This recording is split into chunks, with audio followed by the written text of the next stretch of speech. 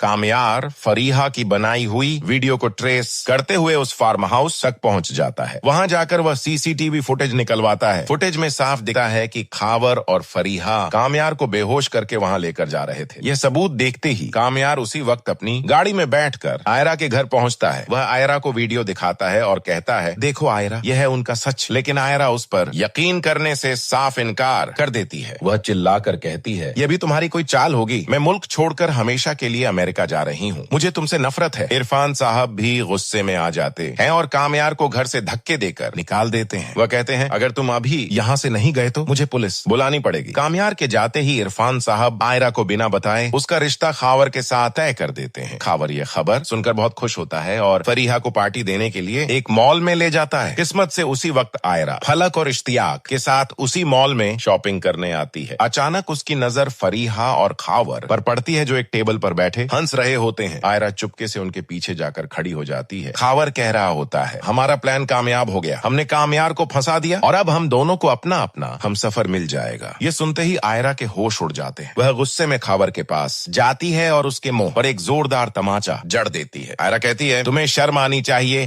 तुमने मुझे धोखा दिया। खावर गुस्से में आयरा पर हाथ उठाने ही वाला होता है कि तभी पीछे से इश्तियाक उसका हाथ पकड़ लेता है। इश्तियाक खावर को धक्का देकर जमीन पर गिरा देता है और वहां से बाहर फेंक देता है। फरीहा रोते हुए आयरा से माफी मांगती है और कहती है, यह सब खावर के कहने पर किया था। सच्चाई जानने के बाद आयरा घबराकर कामयार को कॉल करती है, लेकिन वह फोन नहीं उठाता। आयरा फलक के साथ भागकर कामयार के घर पहुंचती है। कमरे का दरवाजा खुला होता है। अंदर का मंजर देखकर आयरा की चीख निकल जाती है। कामयार नशे की हालत में होता है और उसने अपने हाथ में गन पकड़ रखी होती है और खुद को मारने की कोशिश कर रहा होता है। आयरा दौड़कर उसके हाथ से गन छीन लेती है और उसे गले लगा लेती है। वह रोते हुए कहती है, कामयार, मुझे माफ कर दो। मेरे सामने सारी हकीकत आ गई है। तुम बेकसूर हो। कामयार को यकीन नहीं आता। इसके बाद आयरा उसे लेकर अपने घर आती है और इरफान साहब को सारी सच्चाई बताती है। इरफान साहब को बहुत पछतावा होता है। कामयार उसी वक्त पुलिस स्टेशन जाता है और फरीहा और खावर के खिलाफ सारे सबूत देकर रिपोर्ट लिखवाता है। अगले ही दिन पुलिस उन दोनों को उनके घर से गिरफ्तार कर लेती है और जेल में डाल देती है। सब कुछ ठीक होने के बाद कामयार मौलवी साहब को लेकर आयरा के घर पहुंचता है। दरवाजा आयरा का भाई खोलता है। इरफान साहब बिना देर किए निकाह की रस्में शुरू करवाते हैं। अभी निकाह मुकम्मल ही हुआ होता है कि तभी कामयार के मोबाइल पर सोहेल साहब की कॉल आती है। वह रोते हुए कहते हैं, कामयार, जल्दी हॉस्पिटल आओ, तुम्हारी दादी की तबीयत बहुत खराब है। कामयार घबराकर वहां से जाने लगता है, लेकिन इरफान साहब कहते हैं, बेटा पहले दुआ मांग लो, निकाह पूरा हो चुका है। इसके बाद कामयार और आयरा फौरन हॉस्पिटल भागते हैं। वहां दादी आईसीयू में होती हैं। कामयार और आयरा को साथ देखकर दादी के चेहरे पर मुस्कान आ जाती है। दादी कामयार और आयरा का हाथ पकड़ती हैं और कहती हैं, मेरी आखिरी ख्वाहिश पूरी हो गई। तुम दोनों कभी भी एक दूसरे का हाथ मत छोड़ना, चाहे जो भी मुश्किल आए। ये कहते ही दादी की आंखें हमेशा के लिए बंद हो जाती हैं और उनकी मौत हो जाती है। कामयार दादी के सीने से लगकर फूट फूट कर रोने लगता है। अगले दिन दादी की तदफीन कर दी जाती है। दादी के जाने के बाद कामयार बहुत टूट जाता है और अकेला महसूस करता है, लेकिन आयरा उसे इतना प्यार देती है और उसका हर पल ख्याल रखती है कि धीरे धीरे कामयार का गम हल्का हो जाता है। कुछ वक्त बाद दोनों अपनी नॉर्मल जिंदगी में वापस आ जाते हैं और अपनी नई जिंदगी का आगाज हंसी खुशी करते हैं। दोस्तों, अगर आपको यह ड्रामा पसंद आया हो तो हमारे चैनल को लाइक, सब्सक्राइब और शेयर जरूर करें।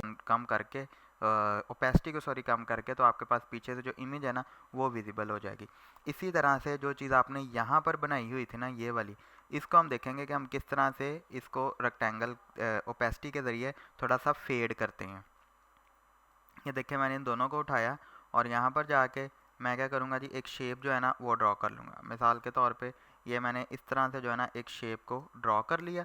उसके बाद यहाँ से सिलेक्शन टूल लेके इसी इमेज को मैं क्या कर देता हूँ, इसके अंदर क्लिप कर देता हूँ। ठीक है, ये मैंने इस इमेज को जो है ना इसके अंदर लेट्स पोज दोनों को सिलेक्ट करके क्या कर दिया जी, राइट क्लिक करके मेक क्लिप इन मास्क। ये अब क्लिप हो गया। अब देखें, आपने एक तरीकाकार तो ये होता है कि आप सिंपली जाके अगर कोई ऐसी शेप हो तो सिंपली जाके क्या कर सकते हैं, यहाँ से रेक्टेंगल टूल लेंगे। रेक्टेंगल टूल लेकर आप इसके ऊपर वो जिस भी कलर में आपने ओपेसिटी को कम करना है वो कलर यहाँ से लें। लाइक अगर मैं ये वाला यहाँ से कलर ले लेता हूँ, उसके बाद यहाँ से अगर ओपेसिटी को कम करूँगा तो कुछ इस तरह से आप वो वाला जो लुक एंड फील है ना वो बना सकते हैं। लेकिन जो हमारे पास मेन तरीकाकार होता है वो ये होता है कि आपने इसको सिलेक्ट करना है और यहाँ से जाना है लेयर्स के अंदर। लेयर्स में आपके पास क्या है, ये वाला क्लिप एंड ग्रुप है। नीचे आपको पता है क्या है, आपकी इमेज है, और ऊपर क्या है, आपके पास रेक्टेंगल है। आपने क्या करना है, रेक्टेंगल को सिलेक्ट करना है, ठीक